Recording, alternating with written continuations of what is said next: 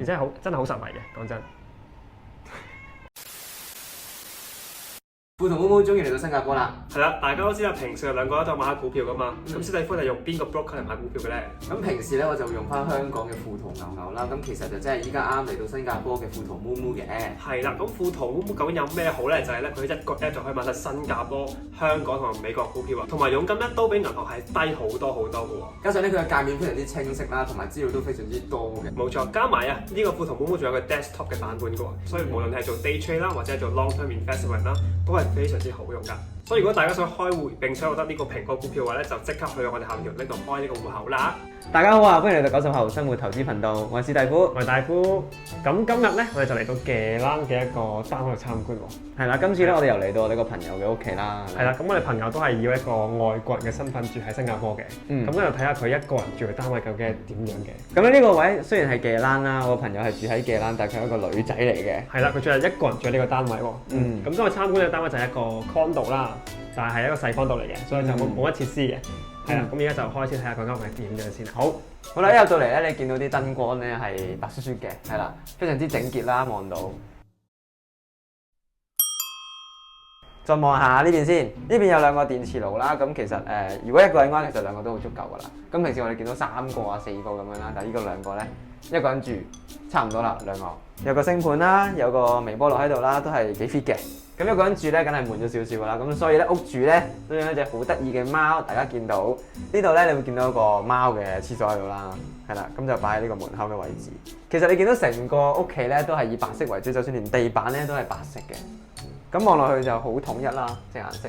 再望去呢個 sofa 咧，你會見到個 sofa 咧都係好 fit 呢個白色嘅 style 嘅。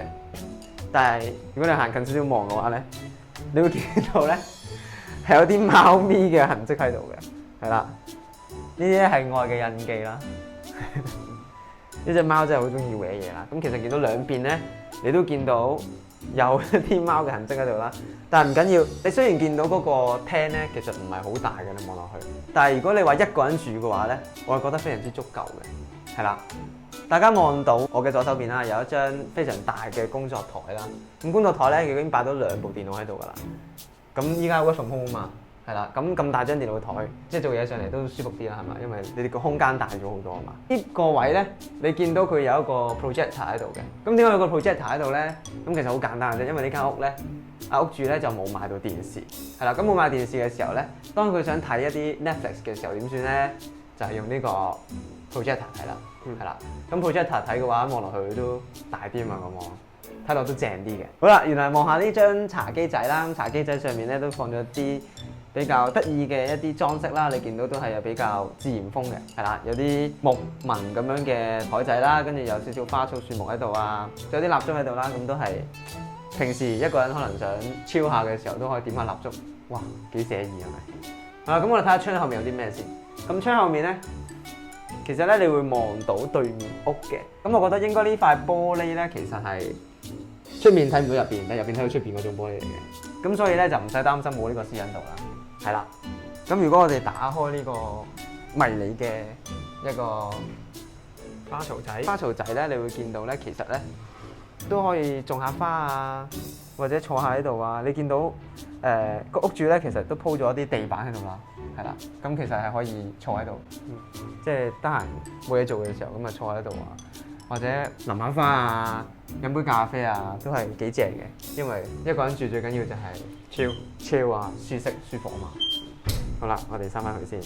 咁我睇呢個廳之後咧，我而家睇下呢間屋嘅另一個部分嚇。咁呢邊見到一個好 typical 嘅 bomb shelter 喺度啦，係大家記住呢個真係 bomb shelter 就唔係 store room 嚟嘅，因為新樓嚟㗎嘛呢個。咁我就入房睇下大家。好啦，咁而家入嚟睇呢間房仔啦。咁大家見到其實呢間房咧就唔算話好大嘅，真係即係同我對比翻我哋之前睇嗰啲 HD Building 房，其實真係唔係好大嘅。咁就算 compare 對我屋企嗰間房咧，都係話唔好大，但係我一個人住係已經好足夠㗎呢個大細。喺香港嚟講，其實都叫大㗎啦，呢個大細講真。啊，雖然係唔係3邊落床啦，但係都可以2邊落床嘅。係啦。咁同埋見到呢間房都好整潔啦，任何嘢都好乾淨啦。其實一個人住都幾舒服嘅。係。咁呢邊咧見到啲小擺設啦，有啲植物啦，有個蠟燭喺度啦，仲有啲書喺度呢邊嚇。咁睇下我哋屋主係好中意喺夜晚呢個喺呢間房度睇書啦，點住蠟燭睇書嘅。都幾死㗎，真係。咁呢個係咩嚟啊？呢個應該就係廁所啦，我估係啊。唔打係誒，呢個唔係廁所，我啱俾佢 fix 到添，所以呢個係一個類似衣櫃嘅嘢，係啦。都幾得意喎。我啱諗睇真以為廁所嚟嘅，因為我睇唔到入邊有啲咩㗎嘛。其實咧，我覺得如果呢個係廁所都幾暴露嘅，所以我覺得呢個唔係廁所。呢個係咯，個鏡都幾特別喎。係咯，咁呢個就係衣櫃嚟㗎，咁都幾好嘅。我諗大夫嘅啲想像力都幾唔唔係，我真係覺得好似廁所，即係好似酒店嗰啲咧。即係如果嗰個透視嘅窗嘅廁所，透視嘅廁所，覺得有少少開放式嘅其實。咁廁所應該就喺另一邊，就係呢邊啦。係啦，啱好係衣櫃嚟嘅。係啦，咁其實係唔通嘅。係啦，我以為通嘅廁所添。同個房係唔通嘅，大家記住。咁呢間屋就係得一個廁所嘅啫，所以咧呢個客人同埋 guest 咧都係 share 呢個廁所嘅。咁大家都見到呢個廁所都好乾淨啦嘅，甚至係乾淨過我屋企嗰個嘅。可能樓齡新啲嘅關係啦，見到佢地板啊、啲牆嘅磚啊，入邊浴室呢個位啊，或者廁所呢個位咧都係比較乾淨嘅。我諗因為佢都係用咗白色嘅關係咧，所以咧望落去嘅時候都係比較乾淨啲。同埋我哋屋住得好愛乾淨啦，主要係，所以佢都打掃得好乾淨嘅，就冇話特別係好多污跡啊咁樣嘅。但係廁所嚟講，我覺得呢個廁所都幾大個。係，同埋都幾舒服嘅廁所呢個顏色係嘛？因為佢擺完一個馬桶喺度啦，跟住你又呢邊仲有好多個位喎，其實呢度都可以俾你洗面啊。其實佢可以行幾步，你諗下大夫喺度。係啦，可以行幾步。其實我想講呢個廁所係我香港間房嘅 size 嚟㗎。冇咁誇張，就唔好講，有啲太誇張。真係差唔多呢個 size。係啦，咁我啱先講過呢棟樓咧係喺計欄㗎嘛，咁我哋朋友都一個人住計欄啦。大家可能會有疑問啦，咁一個女仔住計欄會唔會好危險咧？因為出晒名計欄係新加坡嘅紅燈區啊嘛，係咪？亦都有好多酒吧啊一啲好似好龍蛇混雜咁樣啦。其實就唔係嘅，朋友就話其實咧，因為佢英國翻嚟嘅，所以佢覺得其實新加坡計欄呢個位咧其實係比英國更加安全咯。係啦，而且隔離都好多好嘢食啦，好多咩田雞粥啊。咩串燒啊、點心啊，任何嘢都食到啊，係咪先？其實都幾方便嘅呢個位置。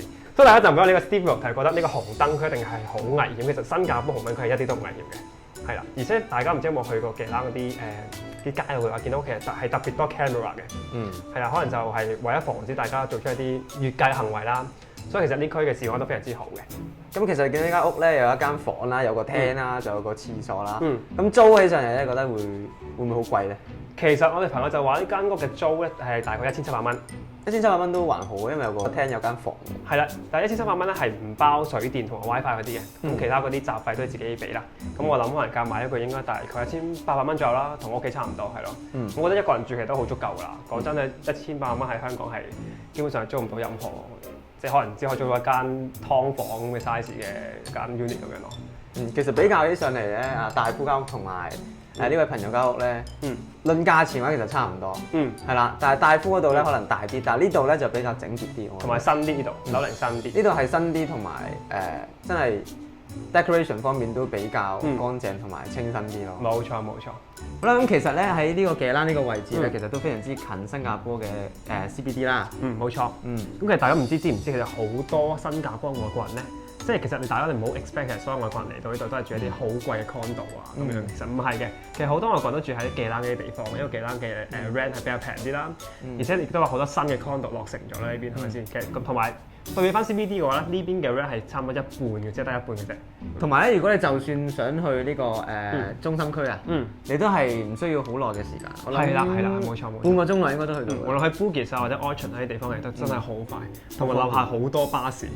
好多嘢食，有多嘢食，有多巴士。係啦，真係一個非常非常方便嘅一個住嘅地方嚟嘅，講真係啦。好啦，今日條片就嚟到呢度啦。咁啊有機會咧，再同大家介紹下新加坡嘅紅燈區，就係計欄嘅。係啊，有機會再同大家詳細介紹。呢個都係一個 cultural shock 嚟嘅，始終因為香港咧真係唔會存在呢個紅燈區嘅，即係合法嘅紅燈區，冇錯，好難見到。咁大家如果中意呢條片嘅話咧，記住 like 啦、subscribe 同埋 share 我嘅 channel 啦。我哋下次見啦，拜拜。